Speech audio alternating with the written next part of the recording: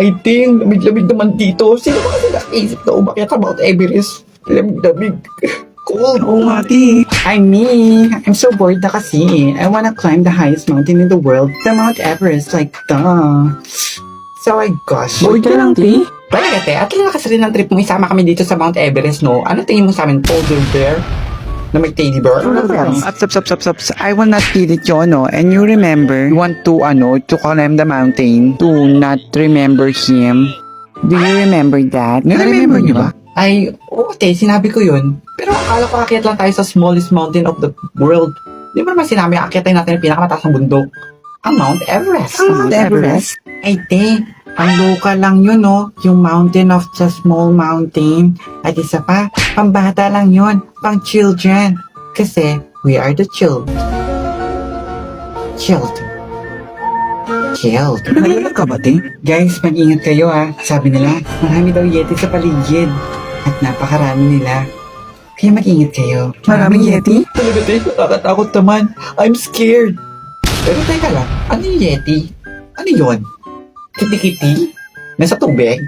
Water? Mukha bang may kiti-kiti sa snow? Gusto niyo ba malaman kung ano ang Yeti? Ang Yeti ay isang mythical creature na kung saan tumitira sila sa Himalayas. O kung nandito man tayo sa Mount Everest. Nandito rin sila? Ah, ganun ba? Parang hindi naman nakakatakot yun.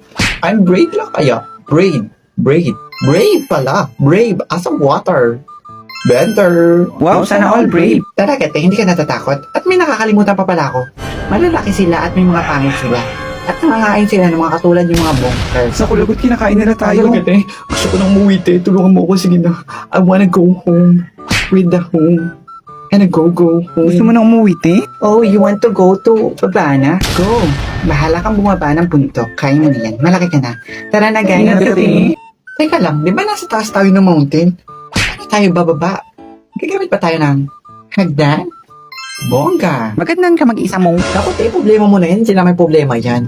At kung gusto mong problemahin yan, edi go.